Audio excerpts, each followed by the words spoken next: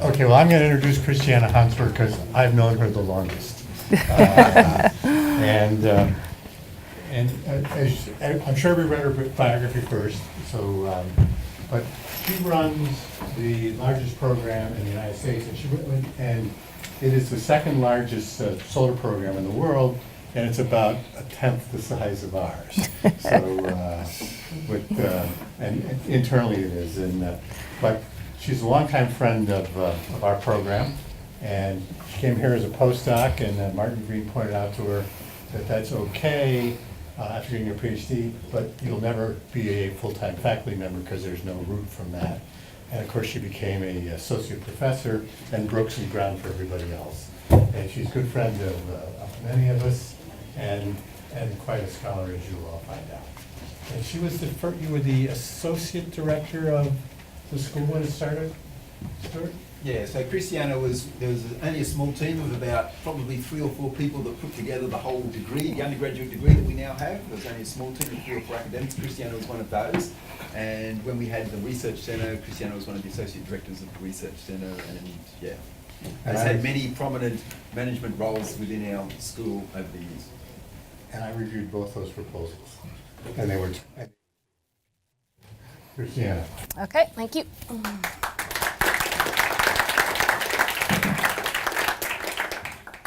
What I'm going to do today is to give a little bit of an introduction into the solar activities at Arizona State University, which is where I am now, and more particularly on some of the research activities that are associated with the QESST, and that is the name of the engineering research center we have.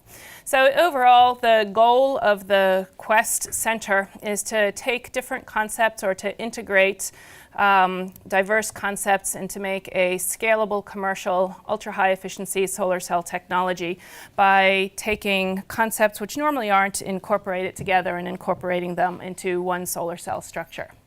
First, I'll give a little bit introduction into who we are. The Engineering Research Center is co-funded by the National Science Foundation, which is the equivalent to the ARC here, and the Department of Energy. The Engineering Research Center scheme is the largest such center, DOE and NSF center in the US. At any one time in the US, there are about, across all areas, social sciences, hard sciences, economics, so on and so forth, everything other than medicine. There are about 15 centers funded across the US and across all areas in any one time. The Engineering Research Center of QESST is the only one focused on renewable energy and photovoltaics. It consists of 8 US universities. They're listed here, so I won't read them off. The US slide on this, by the way, doesn't have their names. It only has their mascots. But I thought the chances of you guys recognizing them was not so good. And so the ASU is the lead organization, and we are, sort of bad map, we're about right there. In addition to the US universities, we have 3 partner foreign universities, and that's Imperial College in London, University of Tokyo, and of course the University of New South Wales in Australia. So in addition to the universities, we have a couple of other categories of participants. Some of these are industry. So overall, we have about 30 industrial participants with the center, as well as participation from something that is called Innovation Board, which includes national labs, green tech media, so on and so forth.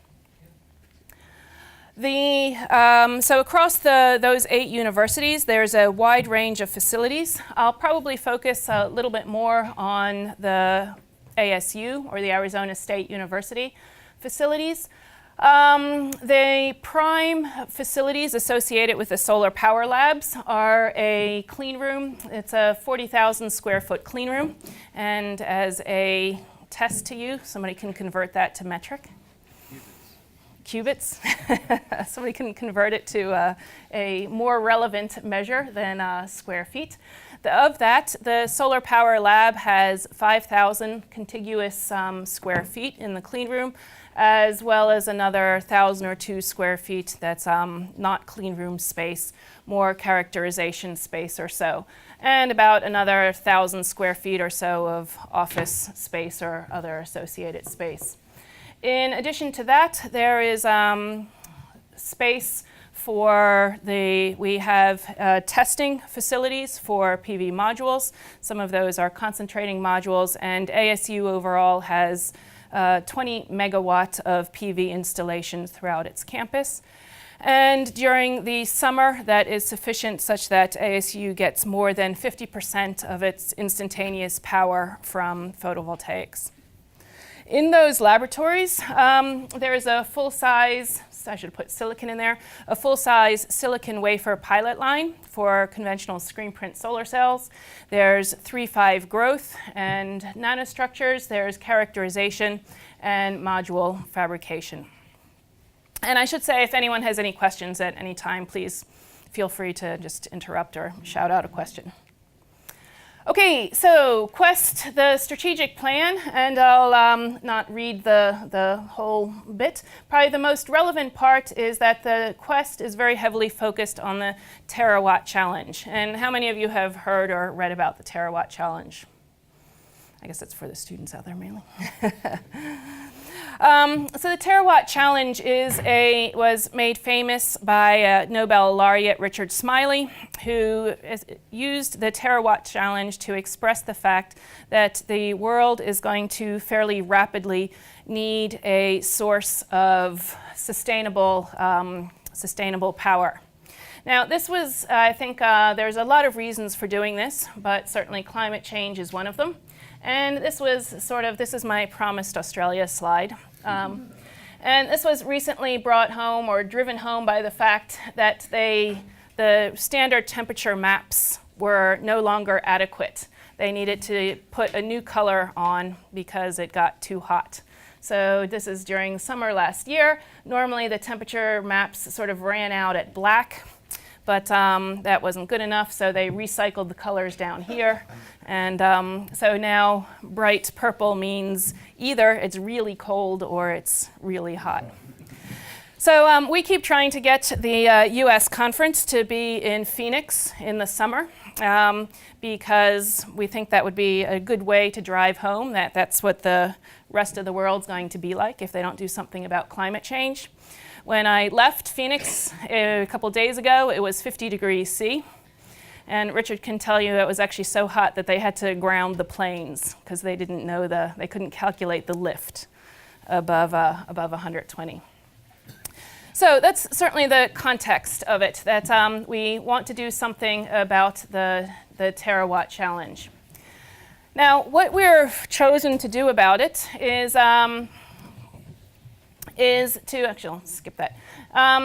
to look at the contribution that photovoltaics can make in addressing a terawatt. So this right here is for sort of a well-known learning curve. And what we've shown on here, it's a little bit complicated, so I'll walk you through it. This right here is the newly installed PV capacity. And this has been growing at a reasonably constant rate over the last couple of decades of about 30 to 40%. This right here, the gray line, is the total cumulative PV installed amount. And what's actually interesting is that this right here is the new US electricity demand, or the new world electricity demand. And what it shows is that when this green line intersects with either the red line or the blue line, that means that at that point there is that PV, the installation of PV, is exceeding the demand for electricity. So from that point onward, you no longer, on a net energy basis at any rate, have to do anything other than keep installing PV. And what's interesting is that this is going to, if we stay on the continuous growth curve, this is going to happen sometime in the next decade. So the critical factor is if we can continue to sustain these growth rates, then again, from a net energy standpoint, all we have to do is keep producing PV, and it's just a matter of numbers at that point. You can actually start retiring other types of electricity. This is actually interesting in that several countries have hit this. So Germany, Italy, and Spain hit this percentage. And so this is definitely a doable metric. So the point of this is to say, first of all, that PV is within the next decade is poised to make a very substantial difference to the terawatt challenge, and that it is possible for PV to address the meeting the entire world energy demand. So what do we need to do to stay on that growth curve? Excuse me. So if most growth curves or learning curves, if you look at them, have a straight portion and then they sort of flatten out. And this is quite characteristic of just about any growth curve. So what we need to do is figure out how to stay on a longer learning curve. And semiconductors have actually been on a relatively long learning curve for a long time. So what you do is you need to identify what the barriers are that will prevent it from going on a continuous straight learning curve, then use technology to sort of jump over those barriers, and then you stay on a straight long learning curve. In the IC industry, this has been very well documented, very well known. So for the IC industry, the dominant factor that controls your ability to go faster and cheaper is the gate width. And so advances, among other advances in lithography allow you to jump over that bend and continue on a straight learning curve. And that's what the IC industry has seen. So the net point of this is that it's actually, if we can identify and address what's going on here in PV, then it is perfectly possible for PV to stay on a continued straight learning curve. And these are, oh, oops, my animation doesn't work. And the most recent results have shown that the price of PV has dropped dramatically. So the most recent dot is somewhere around here. It remains to be seen if that represents moving to a new learning curve, or if as the market picks up, the prices will norm back to the original one. So what the question is then, we know that in order to make a difference, what PV needs to do is stay on a rapid growth curve. We know that in order to stay on a growth curve, we need to identify what the factors are that can make it shift to a flat portion of the curve and overcome them. And so what we need to do is in PV look at what causes those factors and address them. So historically, the PV growth rates have been very strongly driven by economies of scale. As these economies of scale have gotten much larger, then the costs of PV are now approaching about the costs of the balance of systems. So at this point, there's actually going to be, or people would anticipate being, a shift from economies of scale being the dominant factor to efficiency being a critical factor, because the economies of scale often have an area component in them. So to reduce the area component of the balance of systems costs, you make the efficiency higher. And so that then brings us to the central focus of what QESST is.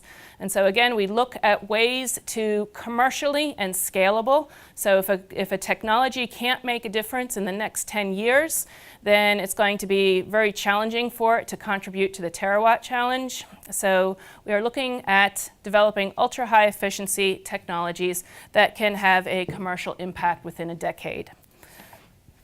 This slide right here represents the range of areas that QESST is involved in. I'm only going to focus on one or two of these.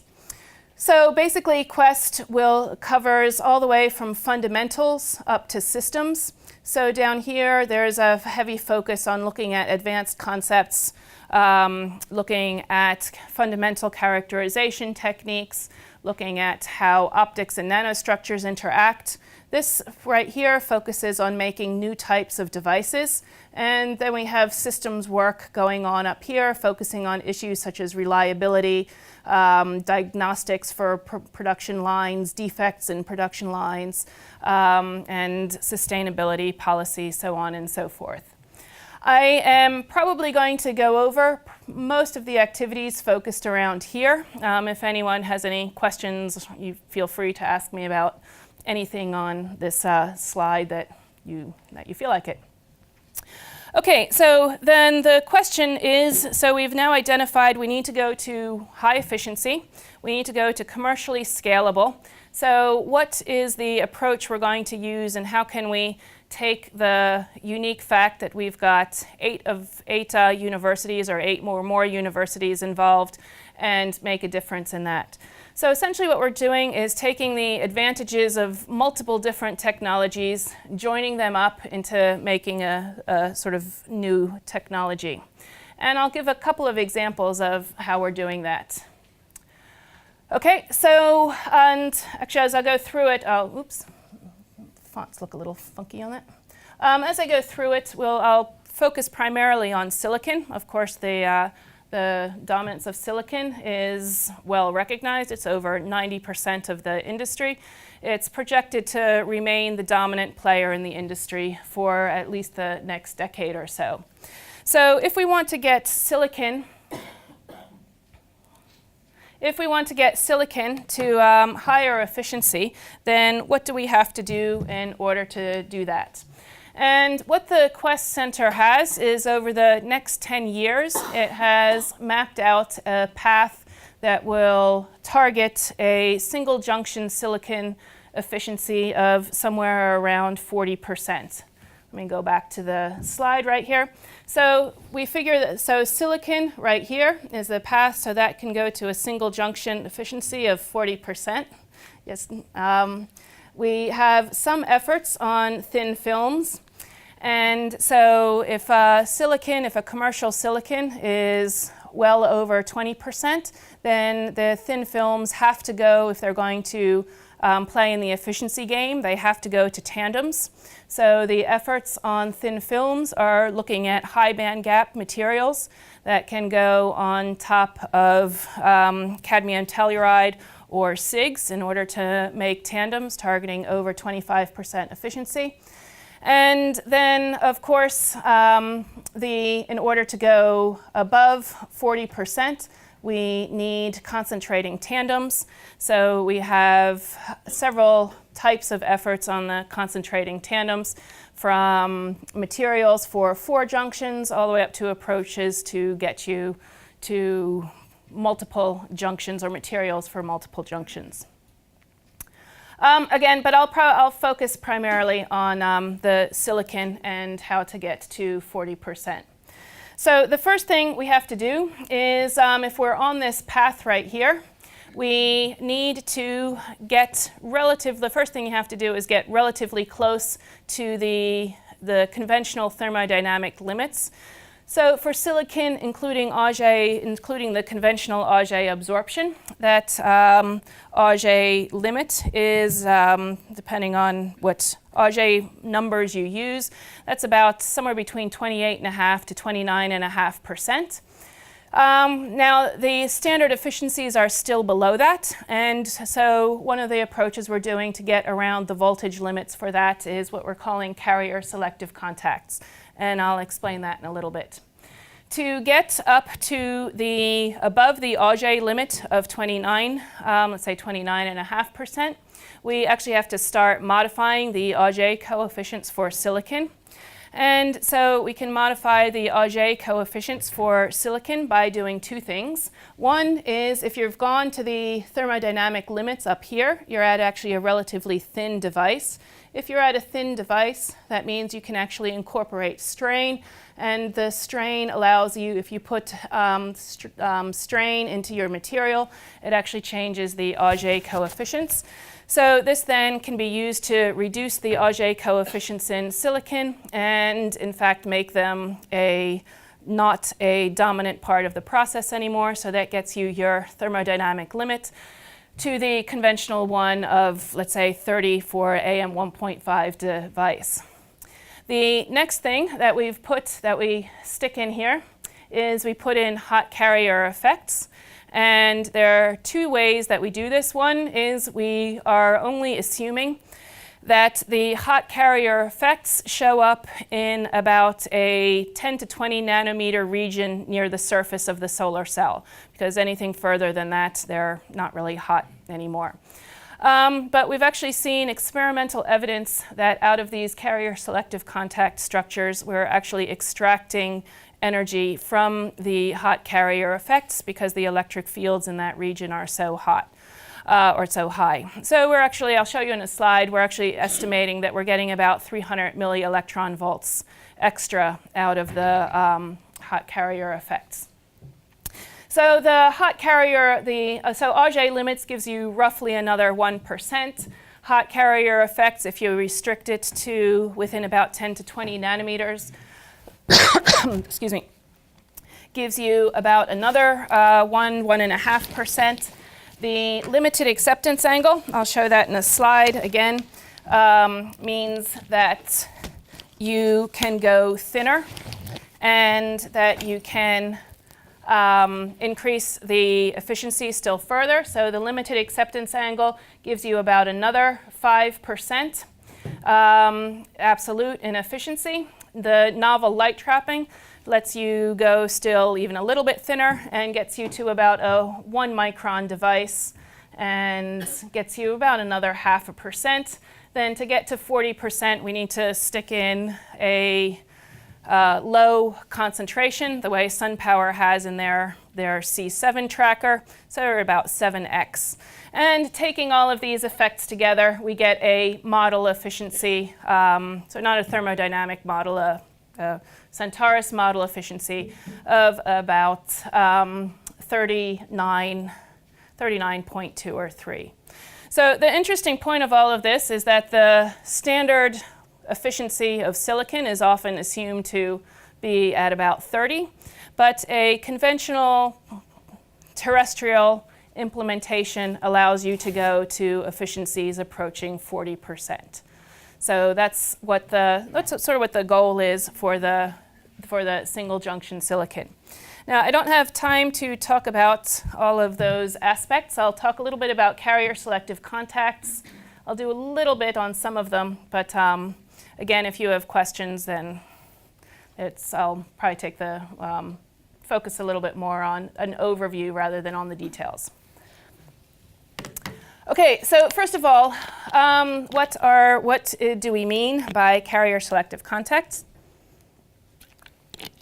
So if you look at the thermodynamic optimum, or detail balance optimum for a solar cell, you probably all know that there is no p-n junction involved in detailed balance whatsoever.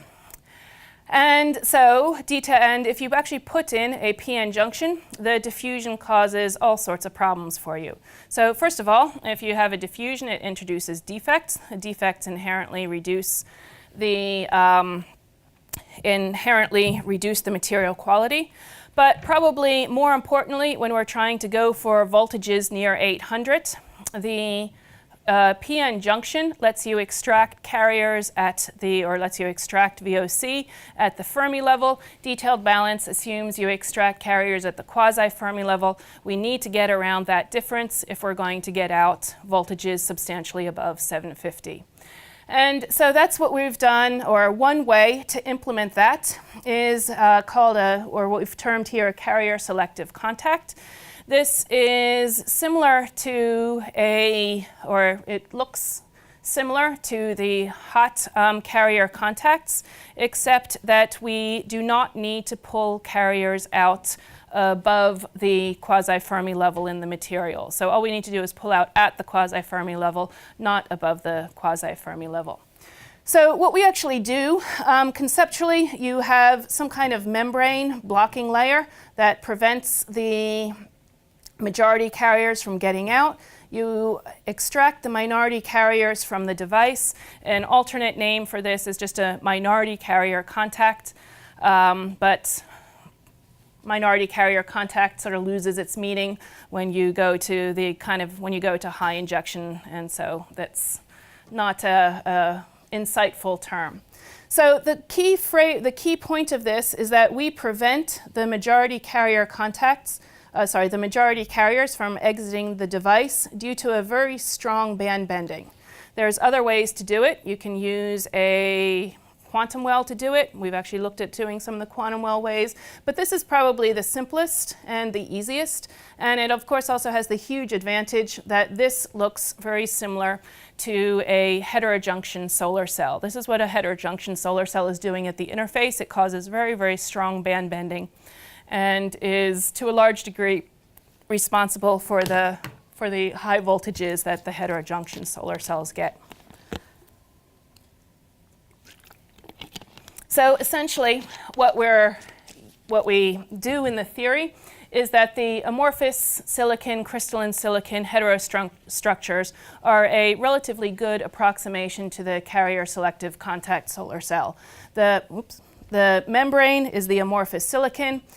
The contact is the doped amorphous silicon.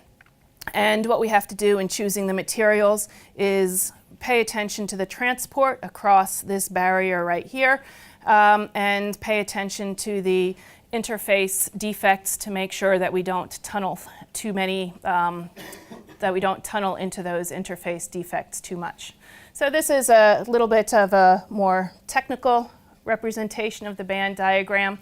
The central thing that we need to make sure is that there is an inversion region near the surface. This is actually an interesting effect. If you invert the surface, if you send the surface into strong inversion, the way where strong is inversion is defined similarly to the way MOSFETs have defined strong inversion, which I could ask if anyone knew the definition, but I guess it's school holidays. You used to? Oh, I can ask Alistair. Alistair, what's the definition of strong inversion? Like I said, I used to. So if you have strong inversion, then then you get very good effective surface passivation. The electric field aids the transport. It sort of works pretty well. As soon as you go into depletion, you get the entire process, effective surface passivation shoots up. So if you're in inversion, you get a very nice voltage. If you're in depletion, you get a horrible voltage. And this can happen relatively rapidly depending on the interface defects in the transport. So in designing these heterostructures, it is extremely important to understand what the transport processes are. And if you understand them and can then control them, you can get good voltages.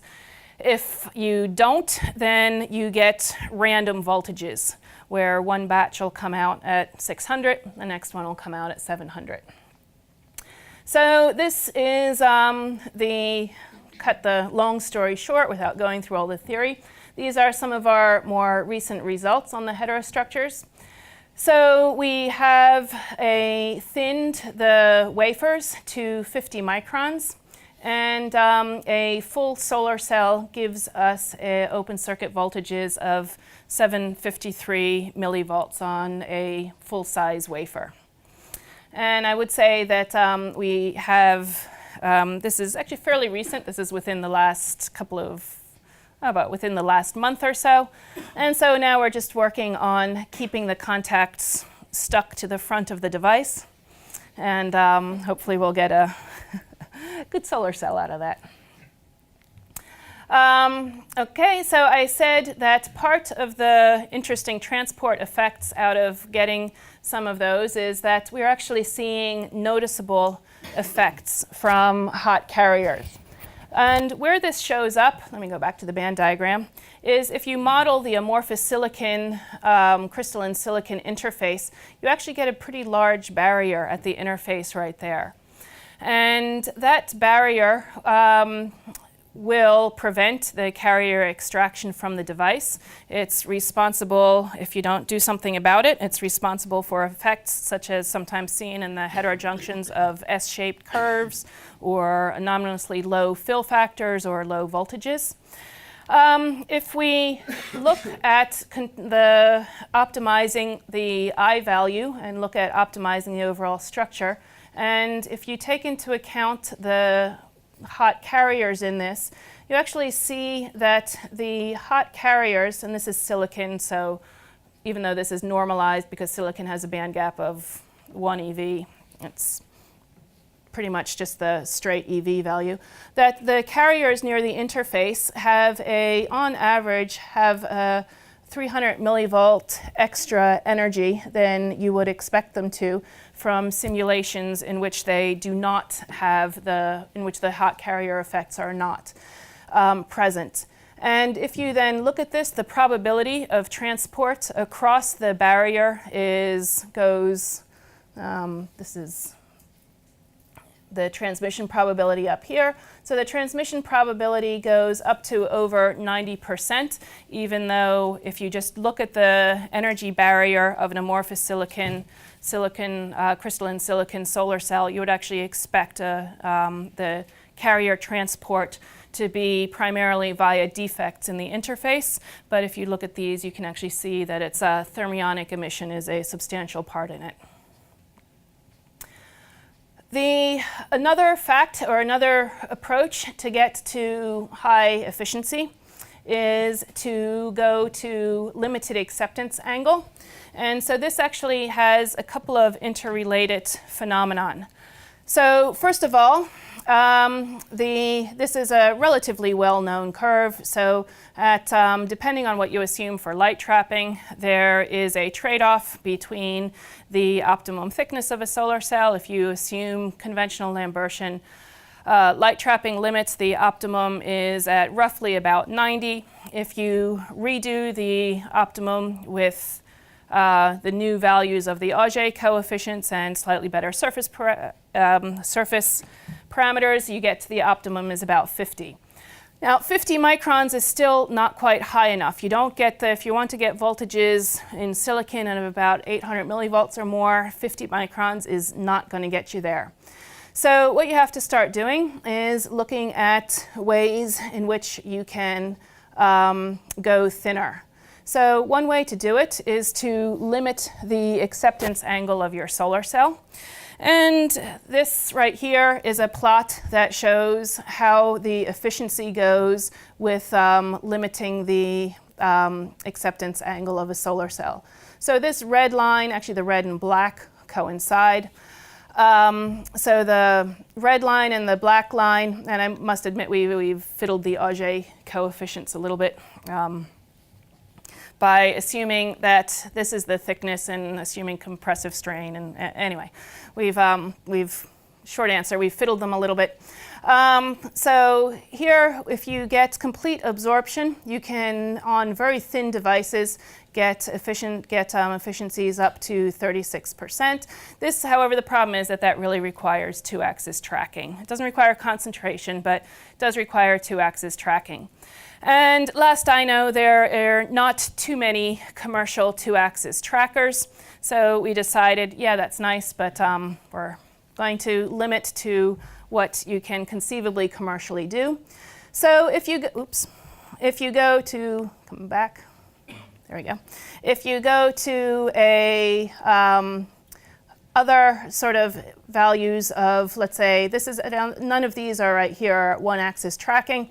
But if you, actually 1 degree is 1-axis tracking. If you go to 1-axis tracking, you can get efficiencies up at about 35%, and you can go to very, very low thicknesses. So we're talking 1 to 5 microns thicknesses. Now, you can't do this, and so this is sort of where you put everything together. Unless you have extraordinarily good surface passivation, like the kind from the Carrier-Selective Contacts, you'll lose efficiency. But if you do go thin and can surface passivate, then those kind of thicknesses let you modify the Auger coefficients, let you do structures that you can't really think of otherwise. Okay, so if we're now doing different optical approaches, we need a commercial way in which we might start to implement some of these optical approaches. And again, it has to be relatively commercial, or not relatively commercial, it has to be scalable. So what we're doing is looking at ways to get a silicon that's sort of patterned something like this that can be commercially implemented on a large scale. And what we do is silicon nanosphere lithography. So you can see from this right here, we spin silica nanospheres on the surface, and then we stick the thing in an REI etcher and end up with various patterns. So we can control the patterns relatively. We can control everything from this right here all the way to sort of this right here is actually acting more like porous silicon than regular silicon. And do I have the picture in here? No. And so clearly we need to be able to passivate these right here. So we've looked at a variety of ways of passivating them. One of the ways we've looked at passivating has been organic passivation. And we've gotten implied VOCs off of these structures of 690 millivolts using organic passivation on them. And again, I won't go into, I'll take questions on the details of the organic passivation if anybody wants. So the other thing we have to do with this is clearly it has to be commercially implementable. So this is actually done with a conventional spinner. So we spin it on a 4-inch wafer and get single atom coverage across a 4-inch wafer for it. Okay, so I previously said that, we need a path to go to 40%. And so what we've then we've got some of the bits and pieces together. So we've got the very high effective surface passivation. We can extract out at the quasi-Fermi levels. We can do the surface structures to go thin. So then the question becomes, well, is that it for silicon? What else can we do in silicon? And so I couldn't resist putting in some advanced concepts on what can you do to get silicon potentially even higher. And so what the interesting bit is that, this right here is a combination of looking at multiple exciton generation in a conventional silicon solar cell. So for the multiple exciton generation is where you have in a highly confined structure, you have a high energy photon coming in. That high energy photon generates a electron hole pair. That electron hole pair, because it's at very high energy, relaxes rather than giving its energy off as heat. It gives it off to another electron hole pair, and so you end up as 2 electron hole pairs in a single structure. The modeling of this is generally done such that the optimum band gap is very, very low. In fact, the optimum band gap is in the milli-electron volt range. What's interesting is that if you take into account non-idealities in it, and particularly the non-idealities that we've taken into account here relate to the threshold energy. If you take into account those non-idealities, your optimum band gap actually increases. So if you look at these right here, the blue is sort of the ideal value. And the band gaps here are a little bit higher than I mentioned because this is AM 1.5 spectra. So the lowest energy in the AM 1.5 spectra is 0.3 eV, so clearly you're not going to go a band gap below that. So the optimum band gaps go very close down to sort of 0.3 eV. At full concentration in black body, you can see they're nearly at 0. What happens is as you increase the threshold energy, the optimum goes from sort of these low values to values. So this green curve right here has a threshold voltage, so the onset at which the MEG occurs, of 3 times the band gap. This red right here is 4 times the band gap. The experimental values for the threshold voltage fall somewhere between 2 to 4 times the band gap. So these are, somewhere between this, or these 2 curves right here is the experimental value for the threshold voltage. And what you get is that, now this is at full concentration, so the band gap's are a little higher. You actually get that for AM 1.5, which is this right here, at 1 sun, the optimum band gap for MEG is for anything above 2 EG. The optimum band gap is, any guesses? Silicon. So that this means that now, once we have these structures right here, that we can then potentially also start, and I should mention that MEG has been experimentally observed in even bulk silicon and has also been observed in nanostructured silicon. So the way forward for, or a way past 40% for silicon is to use highly surface structured features such as this, and to claw out another 1 to 2% from MEG effects on the silicon. So this means that taken as a overall, that there is actually a path for silicon not to stop at the standard thermodynamic efficiency limit of 30%, but there's actually ways to get a single junction silicon solar cell using mostly processes that are either measured or understood, all the way up to 50%. Okay, so I am going to sort of leave the silicon stuff there, and now I'm going to just sort of cover, just mention some of the other projects. I think I've got 2 minutes left. So I'm going to mention some of the other projects that we're involved with. So we do, in addition to making solar cells, we of course have to make sure they're stable. There's a very large effort at ASU involved in measuring the stability. We have some collaborations with them on looking at effects like the potential induced degradation and how to control the silicon nitride to get rid of potential induced degradation. We also have multiple multiple processes that promote collaboration. So I'm sort of just going through selected projects that are potentially of interest. This one right here allows us to, this is called the eTraveler. It allows us to collaborate with other universities fairly effectively. So the results, all the results going through the lab go up onto the web. You can put them, then you can sort of look at all your results, IV curves, quantum efficiency, this is electroluminescence, whatever you want via the web. So this means it actually is an effective method for collaboration. When people are in our lab, everyone else can see the results. In addition to doing the advanced solar cells, we also have a conventional, the pilot line runs conventional screen print processes.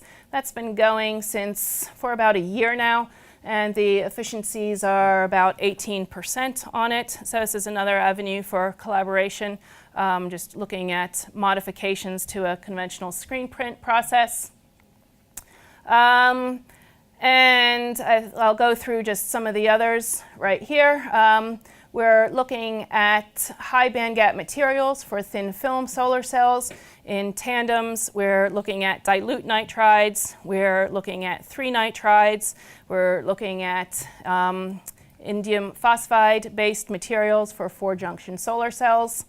And down here, we're sort of looking at advanced or multi-scale modeling for a range of the technologies.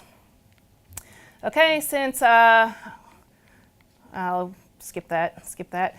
In addition to that, we've got some other education projects. We are running in October, a solar decathlon house. So a solar decathlon is where it's a little bit like the solar car, but students build a house rather than a car. So ASU and University of New Mexico was one of 4 new teams for 2013. So we're going to be building that in LA in October.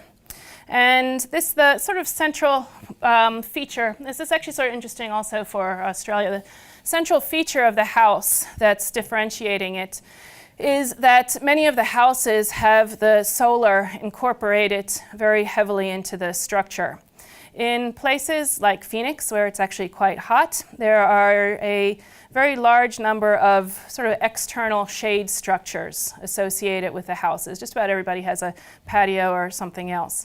And that actually gives you far greater degree of flexibility. So the sort of central concept is that even if you're got your house, you can actually make a very nicely integrated approach without requiring it to be integrated into your housing structure. We have other avenues of collaboration, are clearly on education. We have 19 courses on PV and sustainability. We have the pveducation.org website that gets, I think at last count or last year, it got 1.5 million visitors a year. And then we have a wide range of individual student projects from solar desalination, solar dialysis to solar-powered helicopter flying to examine modules. So a large range of individual student projects. Okay, I think that was a relatively lightning tour of some of the activities we're doing. So any questions?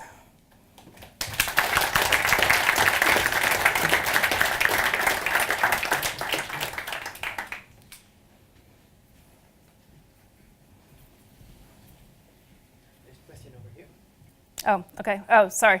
I thought Rob would. Yep, go ahead. Thanks very much for the talk. Could you please elaborate on the band bending you get on your heterostructure? So the band bending is caused by the band offsets or the electron affinity difference between whatever material we're using we're depositing on top of the silicon and the electron affinity difference in the silicon itself. So for amorphous silicon, when that's one of the reasons that the amorphous silicon has to be doped. If the amorphous silicon is not doped, we don't get the strong band bending at the surface.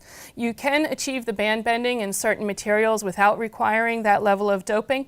So for example, but the doping always helps. So if you are to look at, for example, alumina you can get a reasonable degree of band bending without requiring doping. Gallium phosphide also has reasonable match as a reasonable use for these kind, but you need the doping there to get the band bending. Does that answer the question, or other questions? For the potential induced degradation, you said you're biasing with 600 volts. That's correct. Don't you get any breakdown hotspots on the cell? So we look at it with electroluminescence to determine, but some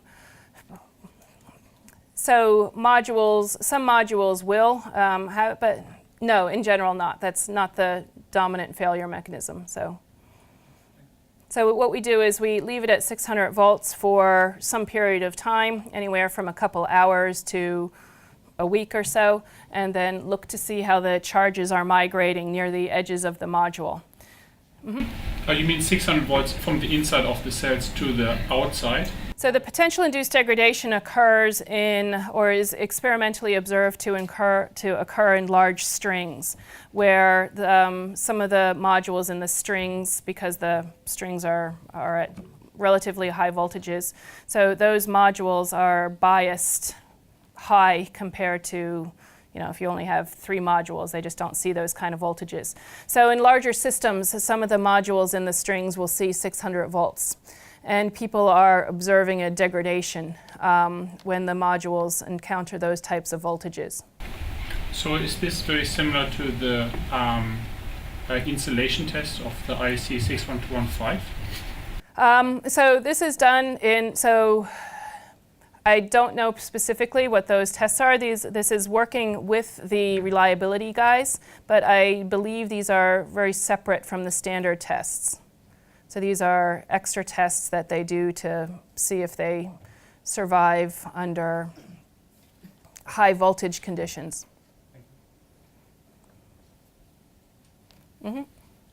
I just had a question about the multiple exciton generation. If you're using strain to suppress the Auger mechanism, would that also whereas multiple exciton generation is just an inverse effect?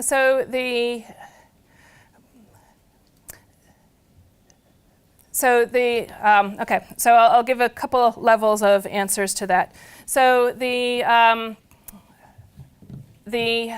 Auger effect, so it depends if you're talking about bulk or if you're at enough of a nanostructure such that you're talking about the carrier confinement. So multiple exciton generation is observed in direct bandgap materials as well as indirect bandgap materials. So you will always have some component of Auger recombination. It's just what are the rates compared to each other. So in fact, in some of the direct bandgap materials, the multiple exciton generation rates in nanostructures are higher than they are in bulk silicon. So I suppose the answer is if you're straining the silicon and straining the Auger, you will alter the Auger rates compared to the radiative rates, but that does not prevent the formation of the multiple exciton generation. So, what's the thickness of your amorphous silicon battery?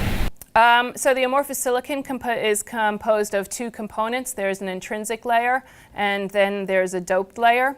So the intrinsic layer is somewhere between 5 to 10 nanometers thick, and the doped layer is about 20 nanometers thick or so, probably a little more. So the doped layer thickness is a design parameter. It depends on the size and depends on the thickness of the ITO that you're putting on top. So it's there's less fundamental physics and more depends very heavily on, it depends on, because that's also the resistivity of your layer, depends on your contact spacing and stuff like that. Mm-hmm. Did you have another follow-on? That's right. But I know the amorphous silicon has been applied to the wafer silicon already. Upon your answer, if in this thickness, it's almost the same as the previous design. So It's almost the same as Panasonics.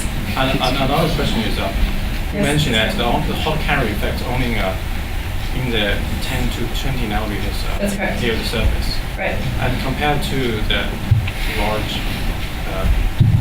the rest, maybe you have micron or the other parts of the silicon. That's right. Does the small hot carrier effect really beneficial? So there's a couple things that make that, first of all, the hot carrier effects you would only really ever expect to get a benefit for relatively high energy carriers. And the absorption depth for high energy carriers, even in silicon, is well under a micron.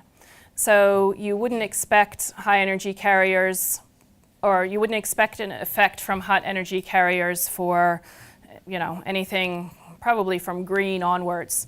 And so for the high energy carriers, we actually do see we certainly see the effect experimentally. Obviously, we don't know or we can model it, but we can't make a control, or we can't easily make a control device with and without hot carrier effect. So I would say I'm not sure what the experimental effect is. We have what it is modeled, and that's where under some slightly optimum, so under more light trapped conditions, we'd expect about 1%. Torsten? So you expect that with the same contact you can have normal carrier extraction for the sort of thermalized carriers and have the hot carriers being extracted from the same contact and still get the benefit? We would expect that we do not expect that we can actually exceed the band gap, but that you can go very, very close to the band gap without going into high concentration. So does that answer the? Okay. Mm-hmm. So it's very exciting to see that you could get to 40% and 50. And I can see that the selective contacts are key in this issue, but that's already been proven in the heat cell, basically. Right. But it looks like the Auger is really the limit, right? Because even if you go thinner, you're effectively going into concentration. But the Auger limit is going to be an important factor. Right. Has that actually been proven to be able to be changed with strain in any of the experiments that you? So yes, it has been proven to be able to be changed. So now you're going to ask me, does it get better or worse? Well, so yes, you can measure the effects of strain on the Auger coefficients. So presently it has been, and they're, actually I should give a little more nuanced answer in that even putting in the more recent, so it was the paper 2012, of the remeasurement of the Auger coefficients. They actually, even just without the strain or without modification, the remeasurement of the Auger parameters actually gets you better than the current 29.5%. So I think when we put in those Auger parameters, and I should also point out, if you go to better surface passivation, the optimum shifts from 90 microns to 50 microns. So all those effects get you from, I have to remember the numbers now, from, I should probably look them up, I think 29.7% is the optimum under AM 1.5. And then conventional light, well, okay, we can, yep. Sorry. Hi. Could you discuss a little bit more about your organic passivation?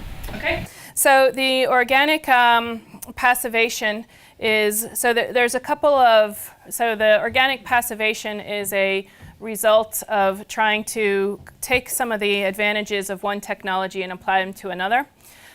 So organic is, what we're doing with the organic passivation is using the organic passivation to achieve a surface inversion, similarly to the way that the amorphous silicon does. So we have some actually unpublished results where we can measure the surface inversion on organics, and the organics are giving us about a 0.2 or a 0.3 EV inversion effect at the surface. So the organic that we're using is a mixture of benzoquinhydrone, and the passivation is relatively sensitive to the specific mixtures that you use on the surface. I should put it in the backup slides. I can look them up and see what the mixtures are. What about the stability of the benzo? Okay, so the stability is, so we're primarily using this for testing purposes. So the stability is, we're looking at a matter of days. So we put the thing in and then pull it out, and it's stable for a day or two. We're looking at ways to increase the stability. So the way to increase the stability is to measure what the oxidation route is that degrades the passivation, and then to use materials that'll block that oxidation route. But really at the moment we're using it as a testing technique for the highly surfaced structures. So. Kevin? Yes, on the MEG, I know that Telston, I think, has shown that with general down conversion, the optimum band gap is about silicon, 1 MB. But with MEG, it's rather a little bit different because of the specifics of it. Right. Would you say that the assumptions or the realities that you're introducing with modelling in this case are bringing it closer to a more general down conversion? So, for instance, that the effective masses are going to be more similar to a larger whole mass and electron mass and that sort of thing, which is not the case with normal MEG. So I think that the dominant effect is that if your threshold voltage is not twice the band gap, then you get forced to higher band gaps because, well, you could actually see you could see the bimodal distribution on it. So that is certainly and that's a quite robust effect. So if you can change a lot of the other details of it and still see that sort of general bimodal effect that it shifts to higher band gap if your threshold voltage. What I would say in practice is that there is, I think, room to be understood what is causing the measured higher energy threshold voltages compared to the optimum 2 EG. So I think the effect that when you go to a higher threshold voltage that you shift towards high band gap is quite robust, but what's not clear is how fixed experimentally is it that you're going to be between 3 and 4 times the band gap. And that's, I think, where a lot of the material parameters and the details show up. Okay, that's interesting because actually silicon, the results that Hans Quader, I think it was originally, got for silicon the down conversion, actually were about twice the band, the threshold of being twice the band gap, I think. Yeah, I guess it started at a little high. Yeah, a touch they more were on that, but actually. it certainly wasn't 3. They're 2.7. So. Was it as high as that? Okay. I was thinking more that also that the much larger hole effective mass and electron effective mass tends to drive towards a threshold of 2 rather than 3, which if you have the same, like in lead compounds, where it's about 3. So they almost seem to be the opposite way around. But I agree that in general, the more realistic it is, or the more realities you include, the higher the band gap should be. And it seems very odd that it goes down to 0 under ideal conditions, because unlike a whole carrier cell, you still have to have a certain band gap to give a certain voltage. It doesn't go to 0. So it's not quite 0. Okay, it's very, very small. It just is very, Oh, okay. But that's interesting, the way those competing things go in different directions. Thanks. Are there any more questions? So I know your quest for 50% efficiency is based on silicon. So you talk about limiting the acceptance angle. So what do you think about the work that people are doing about limiting the emission angle? So I suppose it's more valid for direct. I think that the two are exactly the same. So you can't. So in detail balance, your emission angle and your acceptance angle are always the same. So if you are limiting your emission angle, you are by definition, well, not by definition, you can probably play some trick, but you are limiting your acceptance angle as well. So you can't do one without the other. So it's the same thing. So I should say, I didn't put in, we've done the modeling for if you're limiting the acceptance angle, then clearly you have to worry about what is your energy production over a year compared to what is your energy production, just what is your peak energy production. So this, so we've done the modeling for Phoenix, which admittedly has relatively low diffuse. But actually, it has more diffuse than you might think. We're seen a cloud there, Chris. There's actually quite a lot of dust in the. Well, we assume that if you look at the diffuse, it's actually surprisingly high. It's more than 20%. So we assume it's actually from dust or something. But anyway, so for Phoenix, if you reject the 20 degrees at the horizon, then you have a net energy gain over the course of a year with limited, so if you limit your acceptance angle. And the reason that you want to reject the horizon band is that it's actually quite uncommon, even in Phoenix, that you actually see the full horizon. So in Phoenix there's not trees, but there's houses, and so usually there's actually very few places where you actually see the full horizon. So if you limit the acceptance angle to 20 or 30 degrees, if you reject the horizon band, you actually get a net energy gain. Again, and we do it for Phoenix because, well, obviously we're in Phoenix, and we haven't run it anywhere else. So we could. We just haven't. Well, put it in the grant proposal and. anybody, if they want more data, they gotta give us money. With this limiting acceptance angle, do you still get a benefit if your device is Auger limited? You actually get a more of a, that's actually, so there's a very large amount of discussion possible around that question. But you, for a finite size device, you actually get a more of a benefit from a Auger limited device. Because in the Auger limited device, the thicker it is, then the greater the component of Auger recombination you've got. If you go thinner and thinner, then you are reducing the Auger recombination and going more closer and closer to the fundamental recombination limits. So the thinner you go, the closer you get to your fundamental efficiency limits, and the way to go thinner is to reduce the emission angle. So it actually makes more of a difference in a Auger limited device than in a direct device.